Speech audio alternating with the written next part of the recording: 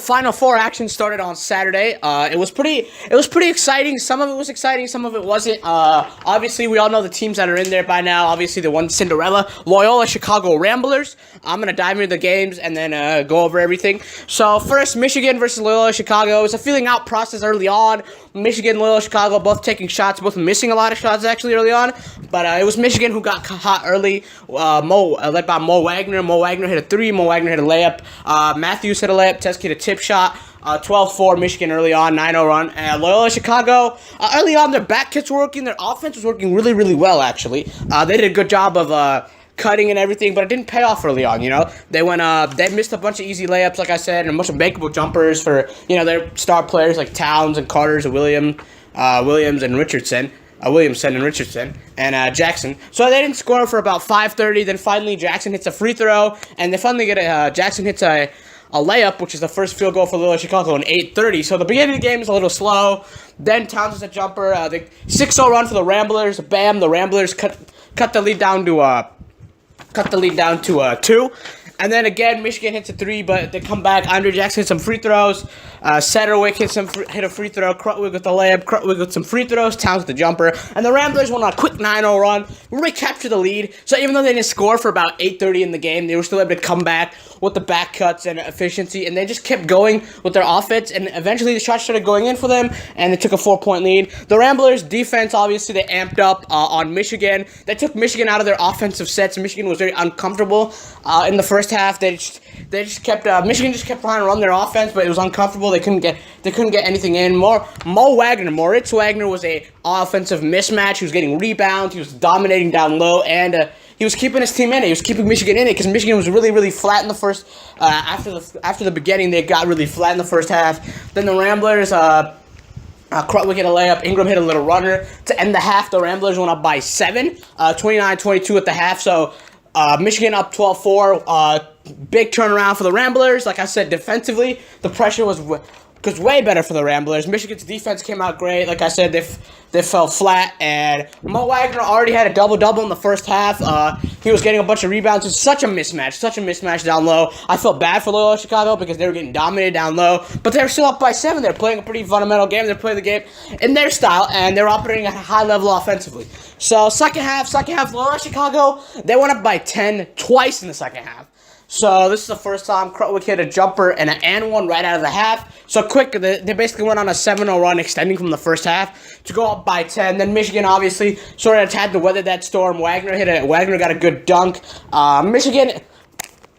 And then Duncan Robinson finally hit a 3. Duncan Robinson was a little cold in the first half, some foul trouble. Here's my problem with this. Michigan had a lot of open looks early in the second half, and they kept missing them. Missed a bunch of open threes, open shots. Nothing was going in for this Michigan team. They were just, everything was clanking. They cut the game to 5. The Ramblers again, 36-35. Then Custer hit a 3. Custer went on his own little 5-0 run with another jumper, and the Ramblers went up by 10 again. So this is the second 10-point lead of the half, and they went up 41-31. So the Ramblers are up by 10. It looks like Michigan is reeling at this point, mid-second half. So it looks like the Ramblers got this in the bag. They go to the national championship game, but this is when the game finally sort of started going Michigan's way. Poole hit a layup. Then Duncan Robinson hit a nice 3 with about under 10 to go, and it was a good 3-pointer because it sort of got Michigan into their offense. They finally started to settle in after this. Michigan was calm. They settled in. They got it done, This cut the game to 3,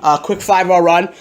Then the Ramblers hit a layup, hit an easy shot. Then Poole came back with the layup. Wagner, he was double-teamed, but he sort of dribbled out of it. Dribbled out a little 3-pointer on the side of the wing. Bam! 3 games tied at 47. Then Poole got some free throws. Matthews hits a layup. Wagner gets an offensive rebound and an and one layup. So Michigan, quick 12-0 run for the Wolverines. Michigan's up 54-47. Michigan's defense put the clamps on Loyola-Chicago's back cuts. So they shut down what Loyola-Chicago like to do on offense. They shut down the back cuts. They shut down the easy jumpers, and they forced them to execute by making tough jumpers, and they couldn't. Also, Towns had a sore ankle. Not sore ankle, but he was cramping in this game, and he had to go out early, so that may have been a huge impact as well, because he went out in some of the impactful minutes that the Chicago could have used.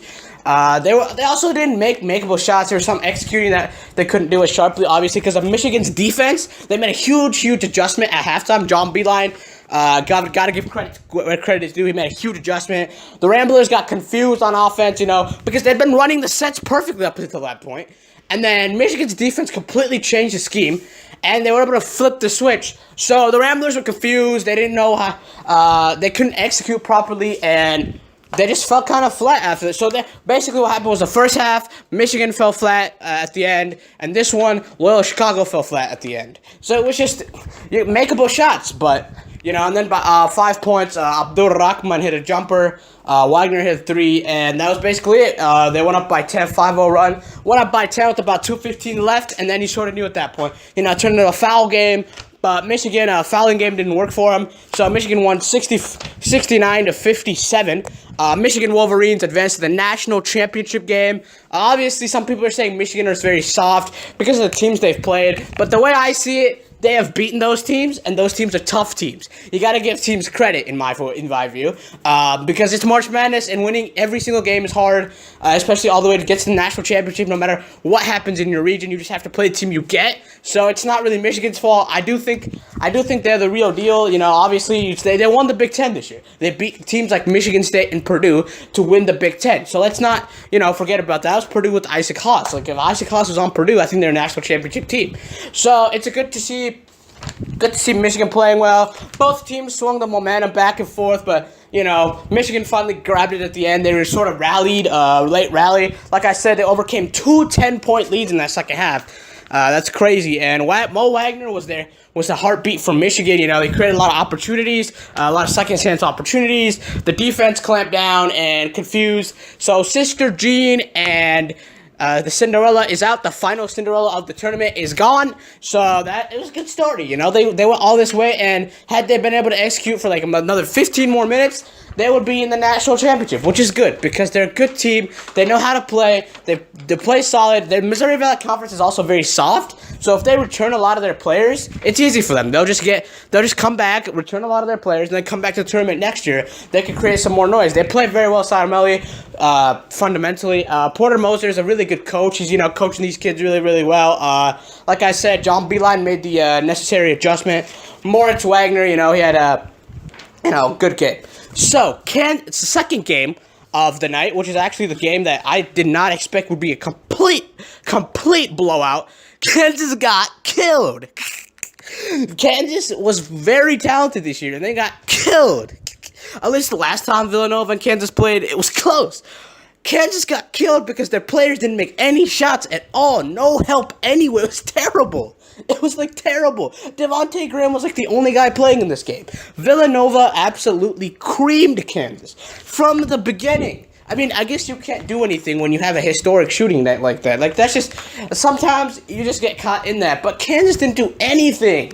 They just sat there and watched Villanova launch 3 after 3 after 3. So early on, the only lead of the game that Kansas had was when it was 2-0. Okay? So then Pascal hits a 3, bam. Bridges hits a 3, bam. Spellman hits a 3. And then Brunson gets a quick jumper. So it's already 11-2. Nova's already 3 for 3 from 3.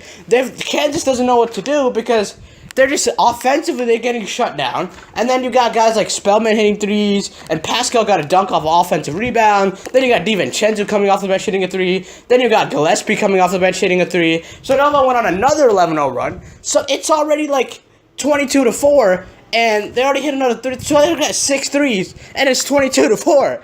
They just got straight up blitzed. And Villanova, if you've seen them play defensively, they're one of those teams defensively.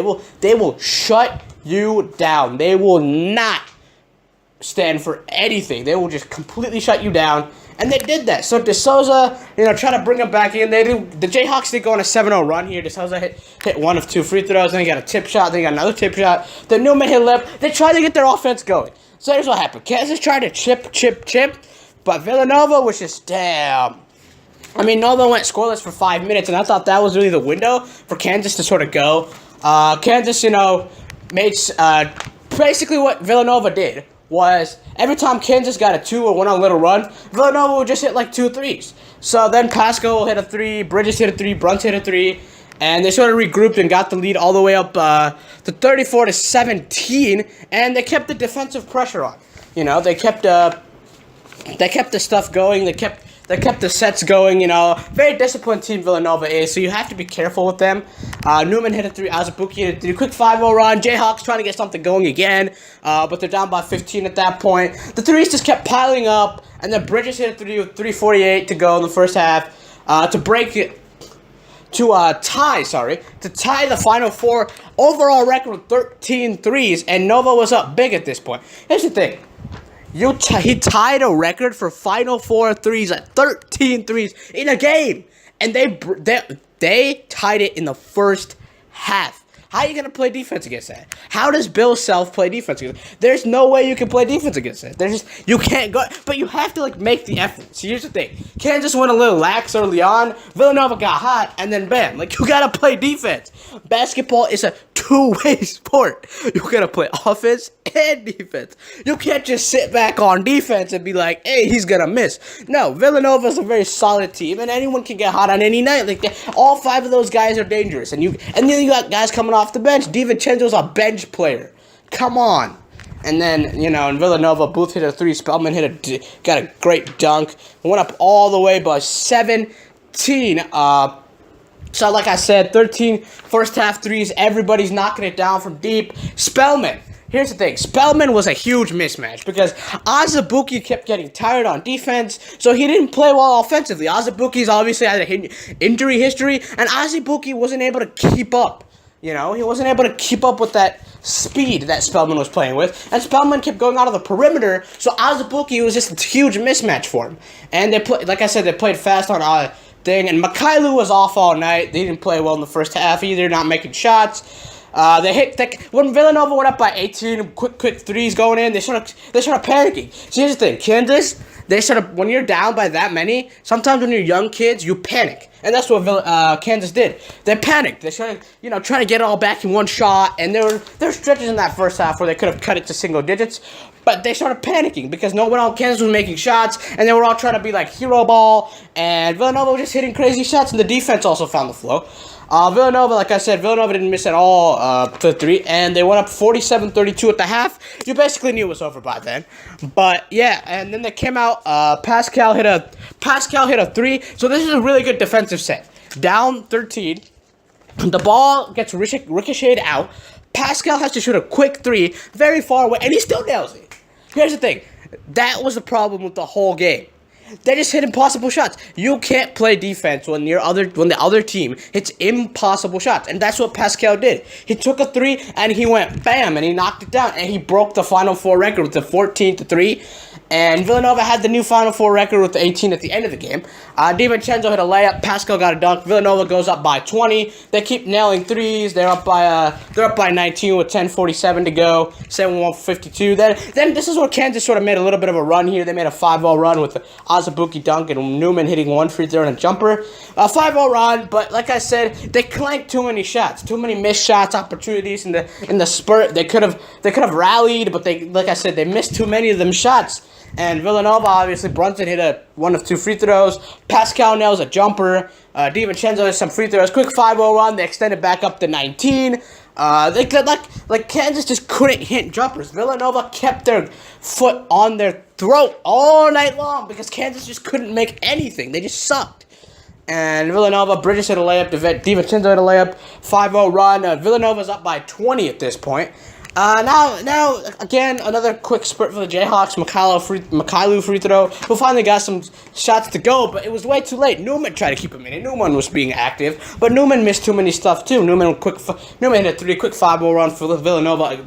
For the Jayhawks again, but Villanova just kept weathering all of them. Bridges hit a layup, Brunson hit a layup, Brunson hit another layup. Villanova went all the way up by 21, 91-70. 91. They dropped 91 on one of the nation's best defenses, and Villanova finished strong to win 95-79. So Villanova made 18 threes, 54 points from 3, Final Four record, nailed 13 in the first half. They went up by double digits, and they basically just, after they went up 22-4. It was basically over. They just never went down, and Kansas just kept scrambling all night. They shut down Kansas offense. Obviously offensively made everything tough. Had a historic game, and congratulations to Jay Wright and the Villanova program for the second Final Four in 3 years. Villanova has turned into an elite program with great performances like this one. Devontae Graham and Sumika Makalu end their Jayhawk careers in a huge one. And now you got the title game, Villanova versus Michigan. So, first game, you know what happened. Moe Wagner has 24 points and 15 rebounds. There's a play at the end of the first game, Michigan Loyola-Chicago, where Moe Wagner was going for the ball, and he's trying to save it, and he crashed into Grant Hill, and he actually stepped on Bill Raftery's glasses, broke them. It was funny. He like dived into the stands, and he accidentally kind of repaired Bill Raftery's glasses. Like I said, Loyola-Chicago blew 2 10-point leads. Sister Jean, people said she left the game early. She did not leave the game early. She went to the point where she could, the locker room point where not locker room, but like still inside the stadium, but like towards the tunnel, so she could meet with the players and greet them and talk to them. So Sister Jean did not leave. I don't know where that narrative came from. Jordan Poole, completely, he did his thing. He kept getting confused. And, he did his thing, sorry. And then John Beilein obviously made a bunch of adjustments in this game. Good job, defensive adjustments, like I said. Charles Matthews also kept Michigan in the game, and that helped. Duncan Robinson's threes, like I said, swinging momentum, and second half went to Michigan, so good job to them. Loyola-Chicago's great run ends. Salute to Loyola-Chicago from the Missouri Valley Conference. They coming down there, a buzzer beater against Miami, buzzer beater against Tennessee. Then they, pretty sure they beat Kansas State in a blowout. And they just kept getting miracles, man. And then they had that huge, and then a Towns 3 against Nevada. So, big time miracles happening for them. But they played well. You saw the way they back cutted, they front cutted. They did very, very good job. Very good job. And Michigan makes it to the title game again after 2013. If you remember Trey Burke's great shot, Michigan played against the Louisville that year and lost, but Louisville's title got vacated. So I don't know what they're gonna do about that. So we'll see what happens. But good job to Michigan and John Beilein once again after 5 years to get another title game appearance. The second game, like I said, Villanova came out guns blazing, 22-4. They weathered every single Kansas run. They took Kansas down. They nailed every three. They hit about 13 threes in the first half. Broke the Final Four record with 18 threes in total. Pascal hit so many clutch shots, 4 for 5 from 3. He ended with 24 points. And Spellman also dominated Azubuike with 15 points and 13 rebounds. Villanova put up 47 first half points and 48 second half points, so their offense won them this game because defensively they still gave up 80. They put their foot on the gas pedal all game. Villanova all night just in double digits lead, and they got Kansas got it going too late. Newman and Devontae Graham got it going a little too late. And it just didn't work. Nova's defense shut them down. Congratulations to Jay Wright and Villanova for making it to the second championship game in 3 years for this Villanova program. So, Michigan versus Villanova on Monday night. We will see what happens in this game. This game will be a dandy. I feel like John Beilein is a great defensive coach as well as Jay Wright. And they both have good kids who are willing to come out and play for 40 minutes and give it their 100% effort. So, we will see what happens. I think Villanova will win, solely based on how Villanova plays their basketball. I think after you cream Kansas like that, it's hard to lose to Michigan. Also, seeing that, even though I said earlier it's not a flaw that Michigan hasn't played anyone real yet, I just think Michigan, this is going to be too much of a challenge for them. And they already had a tough enough time against Loyola-Chicago Ramblers. So I don't see the point where Michigan can really quickly turn it around. But this is the NCAA March Madness Tournament Championship, so you never know. You never know. It's going to be a fun championship game. I will love to see this one on Monday night. I hope it's a good championship game because it's a final game of the college basketball year. So we'll see what happens. But it is a really, really fun March Madness, and it's coming all down to one game. It's been wrong 3 weeks for both of these teams. So good job, and I want to see how this championship goes. So we'll see how it goes.